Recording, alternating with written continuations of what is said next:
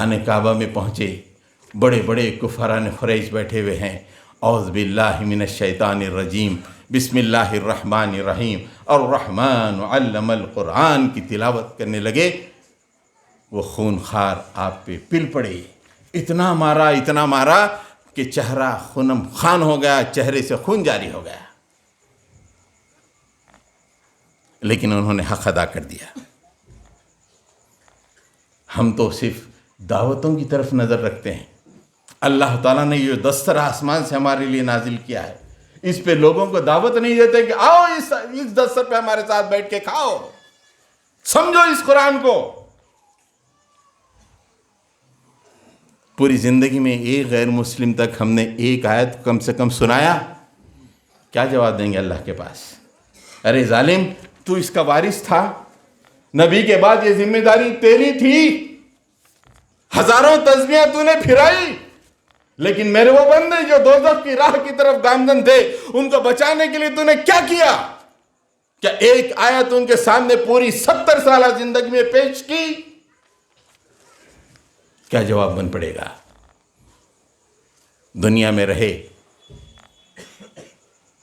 لعنت برستی ہے، قیامت میں جب پہنچے اللہ تعالیٰ اس آیت کی چند آیتوں کے بعد کہتا ہے، ان الذین یکتمون ما انزل اللہ من الکتاب ویشترون به ثمنا قلیلا اولئک ما یأکلون فی بطونہم الا النار ولا یکلمہم اللہ یوم القیامت ولا یزکیہم ولہم عذاب علیم۔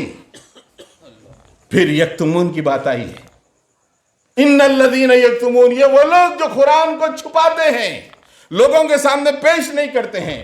ما انزل اللہ من الکتاب، اللہ نے جو کتاب نازل کی ہے اس کو چھپا کے رکھتے ہیں، تاخوں میں بند کر دیتے ہیں، لوگوں کے سامنے نہیں پیش کرتے ہیں، اور دنیا کی زندگی میں مست رہتے ہیں۔ وَيَشْتَرُونَ بِهِ ثَمَنًا قَلِيلًا کی ایک تفسیر یہ ہے کہ قرآن کے جو مطالبے ہیں اس پہ عمل نہیں کرتے ہیں، بلکہ دنیا میں مصروف ہو جاتے ہیں۔ تو اللہ تعالیٰ فرما رہے ہیں یہ جو زندگی اس طرح کی روش اختیار کرتے ہیں، اولئک ما یأکلون فی بطونہم الا النار، یہ لوگ اپنے پیٹ میں آگ بھر رہے ہیں۔ یہ جو بریانی ہم کھا رہے ہیں اللہ کی نگاہ میں آگ ہے، یہ جو کھانا کھا رہے ہیں اللہ کی نگاہ میں آگ ہے، اس لیے کہ ہماری زندگی میں وہ پہلو غائب ہے کہ اس قرآن کو انسانیت کے سامنے پیش کیا جائے۔ مر جائیں گے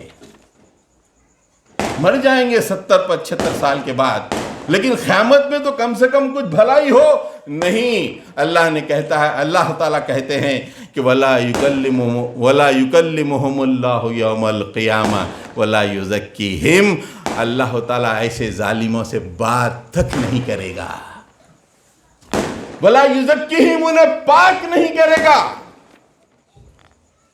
پوری زندگی آ کے اللہ تعالیٰ کی رحمتوں کی طرف ٹکی رہے گی، مالک رحمت کر دے تو میں جنت کی طرف جاؤں گا، اللہ تعالیٰ کہتا ہے کہ میں اس سے بات بھی نہیں کروں گا۔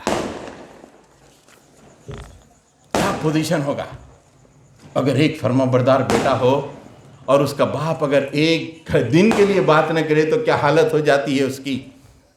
یہ اتنا شفیق مالک، گناہوں کو معاف کرنے والا، جنت میں پہنچانے والا، دوزخ سے بچانے والا، وہ کہہ رہا ہے کہ نہیں میں تجھ سے بات نہیں کروں گا اور تجھے پاک بھی نہیں کروں گا۔ تو وہ ظالم ہے کہ تو نے میرے پیغام کو انسانیت تک نہیں پہنچایا۔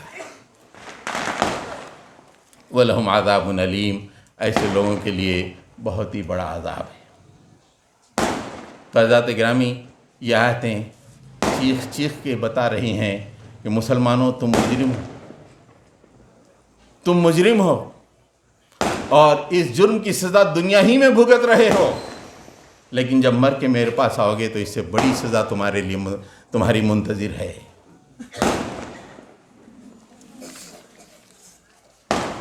بہنوں سے میں یہ عرض کروں کہ قوم کو سدھارنا ہے تو بہنوں کو سدھرنا پڑے گا۔ جب تک ہماری بہنیں اپنے آپ کو قرآن کے سائے میں نہیں لائیں گی، ان کی گود میں کوئی صحیح اولاد پروان پہ چڑھ سکتی. چلی ایک شادی کے موقع پہ تقریر کرنے کا مجھے موقع دیا گیا تو دولہے کو میں نے نصیحت کی کہ دولہے سے 2 ہی باتیں کہیں. بیٹا تم نماز پڑھو اور قرآن ہر روز پڑھو، بیوی کے ساتھ مل کے قرآن پڑھو. اگر یہ کام نہیں کرو گے تو تمہارے بچے لپوٹ نکلیں گے. آج ہم اپنی نئی نسل کو دیکھتے ہیں، سچر کمیٹی کی رپورٹ پہ ہمارے آنسو بہتے ہیں. سچر کہتا ہے کہ ان میں جہالت ہے، ان میں نچلے کام کرنے والے لوگ زیادہ ہیں، جیلوں میں ان کی تعداد پرسنٹیج سے کہیں زیادہ ہے. تجزیہ کر کے دیکھیں آج مسلمان جیلوں میں زیادہ کیوں ہیں، نچلی سطح پہ کیوں ہیں؟ اس لیے کہ نہ بچے باپ کا نماز پڑھتے ہوئے دیکھتے ہیں، نہ ماں کا نماز پڑھتے ہوئے دیکھتے ہیں. نہ بچے باپ کو قرآن پڑھتے ہوئے دیکھتے ہیں، نہ ماں کو قرآن پڑھتے ہوئے دیکھتے ہیں.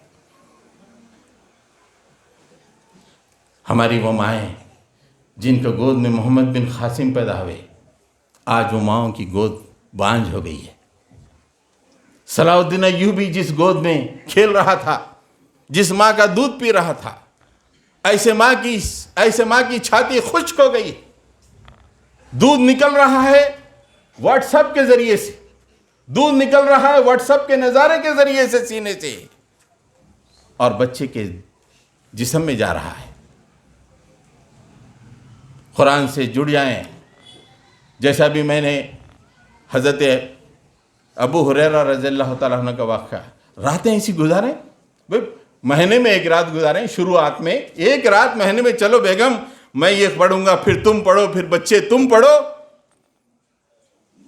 ایسا تو کم سے کم شروعات تو ہونی چاہیے اس سے قریب آنے کی.